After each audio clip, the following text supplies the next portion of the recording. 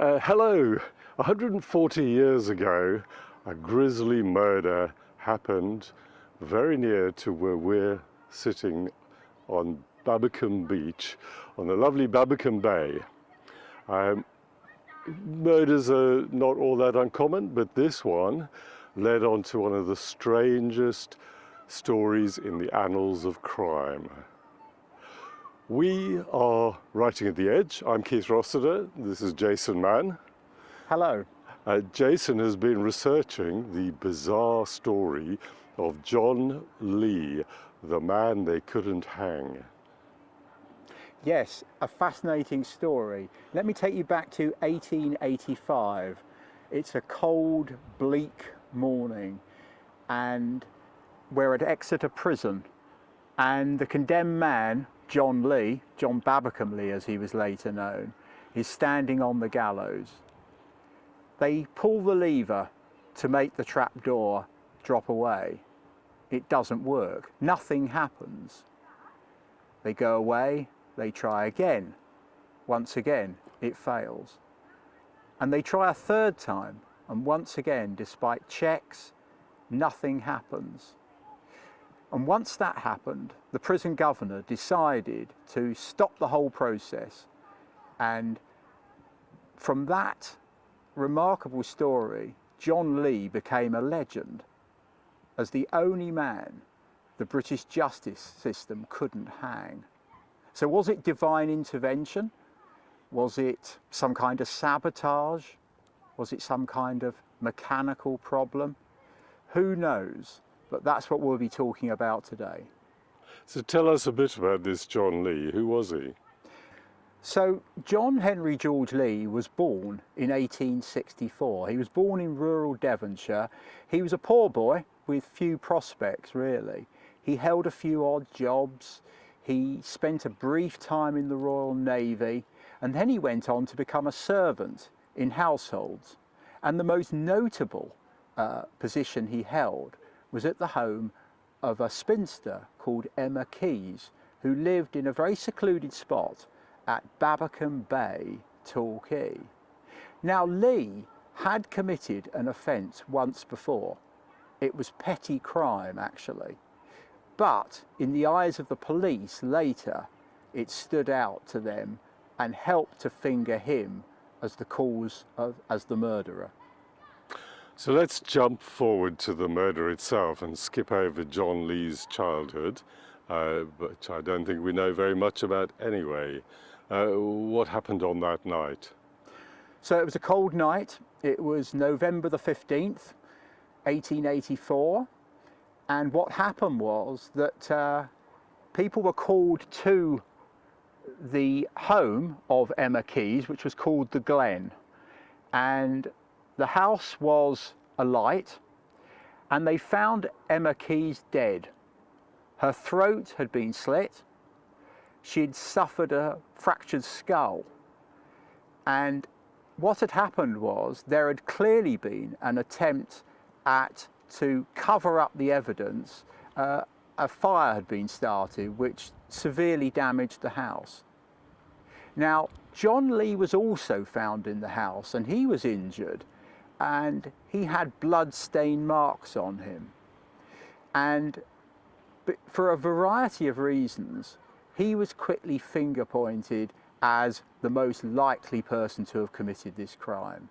He was the only manservant in the house. He was the last person to be seen with Emma Keyes.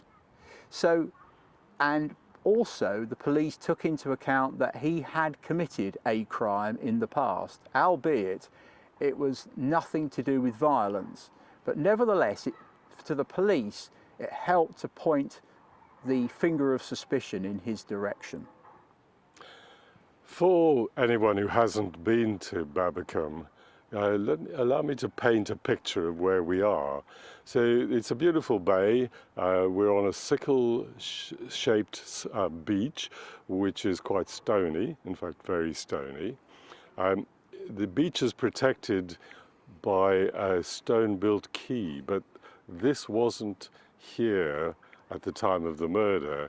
Back then, it was just a little slipway with small fishing boats pulled up on the beach somewhere near Miss Keyes's house. We've got the Carey Arms up the top of the hill, which has been here since the early 17th century and was an inn or a hotel ever since then. So I'm guessing that wasn't where Miss Keyes lived. That's absolutely right.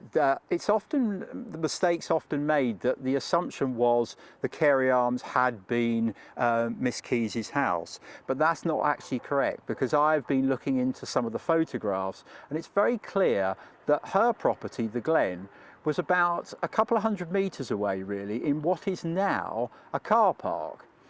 And that particular property, it was a nice villa, it was 2-storey, and it was a beautiful position on the beach. But and Miss Keyes was also very well to do. She had connections with royalty. There's talk of Prince Albert once visiting her and having tea with her, actually at the Carey Arms. So yes, the Carey Arms is not the location where the murder took place. The house where it did take place actually no longer exists and is now a car park. So I guess that in those days they would have wasted no time in bringing John Lee to trial? They certainly didn't. Within a few months, February 1885, the trial began at Exeter Assizes. The prosecution very much focused on circumstantial evidence, because frankly that's really all they had. And that was around things like the fact that John Lee was the only man in the house, the fact that blood was found on him, and various other factors as well, such as the crime he had once committed, the petty theft. So John Lee always insisted he was an innocent man, but the jury felt different, and they decided he was guilty, and the sentence was death by hanging. So the hangman waits for John Lee. What happened next? So now we go to February the 23rd, 1885, so not very much later really. Well, no time to have your last meal even. It's dawn, and John Lee at Exeter Prison is led to the gallows. The executioner is a very experienced executioner, actually, a gentleman called James Berry. And they checked the gallows the night before. They all worked perfectly, apparently. And so they stood John Lee on the trapdoor. And when they came to pull the lever, the trapdoor didn't open. So those in attendance, there was a gasp as a result of that. You can imagine. So they took John Lee away and they checked all the equipment. They oiled some of the machinery and then they brought him back for a second time. And they tried again. And once again, the machinery didn't work and John Lee was still standing there. So they sent him away again. And they checked everything again. And remember that James Berry was an experienced executioner. They found it all working absolutely perfectly. And they tried a third time. And what do you know? It didn't work. So they let Lee go, right? I mean, standing there with a bag over your head and a noose around your neck and hearing the lever being pulled not once, not twice, but 3 times, that's surely punishment enough for anyone. Well, one can only imagine what was racing through John Lee's mind in those terrible moments while he stood on the gallows. But no, I'm afraid he didn't get away scot-free after that. His sentence of death by hanging was actually commuted to life in prison. And he then spent 22 years in prison. Poor fellow. And when he came out, he was quite a celebrity actually, because it was a story that had been told in so many newspapers so many times, and he often would go out and talk to groups. But inevitably over WI? But inevitably his fame faded, and then he really does fade into obscurity. Nobody's really sure what happened to him after that. Some say he went to America and started a new life there, because he would still have been a relatively young man. Some people say he just led a very quiet life somewhere in rural Devon. So we don't really know for sure what happened to him. Avoiding any work with spinsters on beaches. Was a legacy of the case for justice and for the British justice system? There certainly was. First of all, there was a strong belief among many people in Victorian society that this had been divine intervention, that John Lee was actually innocent, and that this was God showing that particular fact. So there was a lot of conjecture, and the whole idea of 3 attempts at executing somebody, and if they fail, then they are not executed, that really came from this particular incident. It has never been tested since. Nobody in the UK, certainly, has ever had a case where they have stood on the gallows and it has failed. That is the only case that really is recorded in modern British history. It's not completely unique. If you go to Australia, Sydney in fact, there was a gentleman there who was also going to be hung. And in 1803 this was, so a bit earlier in fact. And what actually happened there was he stood on the trapdoor gave way and the rope broke, and that actually happened 3 times. That's even worse. And as a result of that, once again, he was not executed. Right. Okay.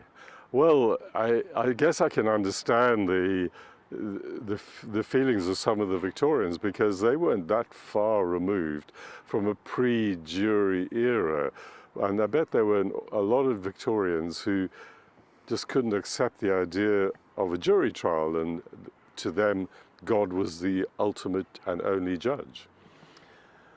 Well, we've been Writing at the Edge. I'm Keith Rossiter. And I'm Jason Mann.